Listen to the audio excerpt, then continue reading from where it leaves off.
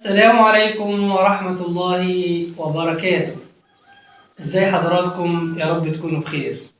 الحمد لله يا رب العالمين، وأصلي وأسلم على رسول الله وبعد. طبعا في ناس كتير بتسأل يا ترى امتى ساعة الإجابة يوم الجمعة؟ طب وانا لو عرفت ساعة الإجابة مطلوب مني أعمل إيه في ساعة الإجابة؟ كل دي أسئلة محتاجة إجابة عليها حتى يطمئن المسلم ويستغل أوقاته استغلالا صحيحا. طبعا هنعرف الإجابة مع حضراتكم، لكن يا ريت نصلي على الحبيب صلى الله عليه وسلم، نشترك في القناة ونعمل إعجاب للفيديو ومشاركة لأصدقائنا حتى تعم الفائدة للجميع. صلى على الحبيب، صلى على الحبيب. دلوقتي العلماء اختلفوا في ساعة الإجابة يوم الجمعة. طب قبل ما أدخل على اختلاف العلماء، هل المسلم ما يدعيش ربنا إلا في يوم الجمعة ساعة الإجابة؟ لا طبعا. المسلم الفطن، المسلم الحاذق، المسلم الذي يحاول أن يحافظ على وقته ويرغب فيما عند ربه سبحانه وتعالى، ده بيستغل أي وقت يا جماعة، بيستغل أي وقت يدعي فيه ربنا سبحانه وتعالى. وربنا سبحانه وتعالى قال لرسوله صلى الله عليه وسلم: وإذا سألك عبادي عني فإني قريب أجيب دعوة الداعي إذا دعان فليستجيبوا لي وليؤمنوا بي لعلهم يرشدون. ربنا ما قالش في القرآن مش يدعونا إلا في وقت معين، إلا في ساعة الإجابة بس، لا. ربنا سبحانه وتعالى بيقول لك ادعيني في أي وقت وأنا هستجيب لك، بس أنت ادعي. لذلك سيدنا عمر رضي الله عنه الفاروق قال: إني لا أحمل هم الإجابة ولكني أحمل هم الدعاء. أنا مش شايل هم الإجابة، لأن أنا عارف إن ربنا سبحانه وتعالى هيستجيب لي إن شاء الله، إن ربنا كريم، إن ربنا رحيم.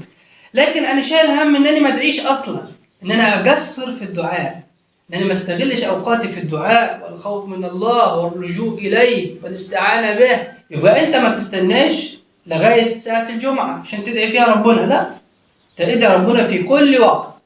لكن استغل ساعة الجمعة بقى اللي هنتكلم عليها النهاردة، اللي هي اختلف فيها العلماء إلى قولين. القول الأول قال لك إن ساعة الجمعة دي هي ساعة خروج الإمام إلى الصلاة، صلاة الجمعة يعني، وخطبة الجمعة وصلاة الجمعة إلى أن تقضى الصلاة وتنتهي. الساعة اللي هي وقت صلاة الجمعة، اللي هي وقت صلاة الجمعة. طب إيه دليل الجماعة دول؟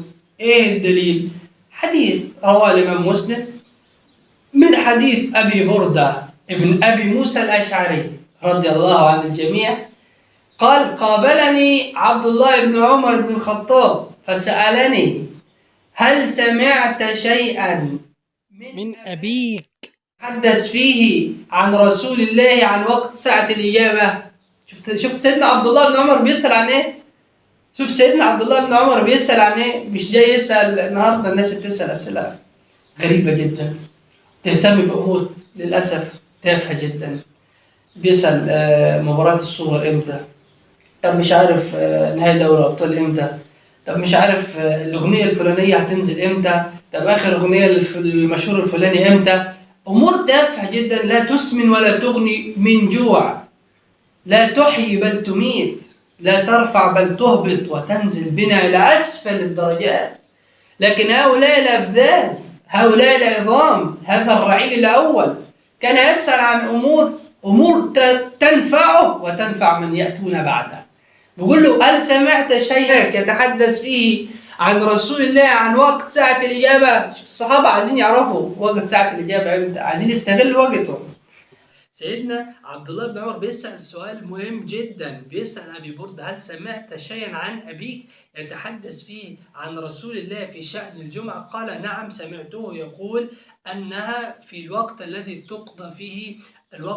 تقضى فيه صلاة الجمعة، وقال: هي ما بين أن يجلس الإمام إلى أن تقضى الصلاة. الرسول صلى الله عليه وسلم قال: هي ما بين أن يجلس الإمام إلى أن تقضى الصلاة. طيب ده القول الأول. يبقى القول الأول بيقول أنها في وقت صلاة الجمعة ساعة الإجابة. الوقت الثاني أو الفريق الثاني بيقول أنها بعد العصر، أو في آخر ساعة في عصر يوم الجمعة. ده رجحه فريق كبير جدا من العلماء.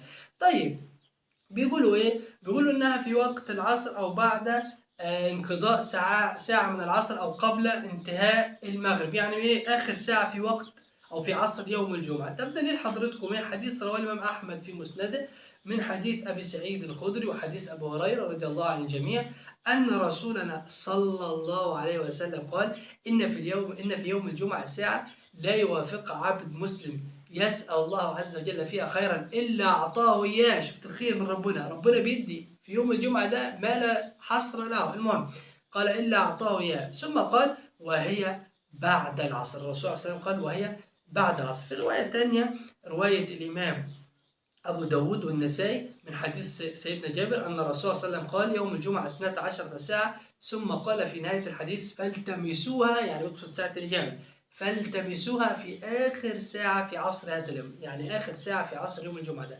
فالإنسان الفطن، الإنسان الذكي، الوقتين هذين في الدعاء واللجوء إلى الله، ذكرا كان منسى. حتى المرأة ما بتروحش تصلي الجمعة عشان مش واجب عليها صلاة الجمعة، وهي بتصلي في بيتها تدعي برضه، وتحاول إن هي تعد الطعام بدري شوية. مثلا تيجي كده وقت صلاة الجمعة يكون هي منتهية من إعداد الطعام وهذا الأمر، وتجلس تدعو الله عز وجل وتستغفر الله وترفع كف الضراعة إلى الله سبحانه وتعالى. كذلك الأمر الإنسان منا هو بيصلي الجمعة بيصلي ركعتين دي يكسر من الدعاء فيهم لأنها قد تكون ساعة الإجابة، وبرضه في آخر ساعة في عصر هذا اليوم يكسر من الدعاء ويقول أذكار المساء لعلها أن تكون ساعة الإجابة. يبقى ساعة الإجابة إمتى يوم الجمعة؟ قولي لأهل العلم: قول الأول أنها وقت صلاة الجمعة، والقول الثاني أنها في آخر ساعة في عصر هذا اليوم. فالإنسان يستغل وقت الجمعة كله ويكسر من الدعاء في هذين الوقتين بالذات. هذا ما أعلم، والله أعلم وأعلم، وأعوذ بالله أن آمركم بالمعروف وآتيه كما أعوذ به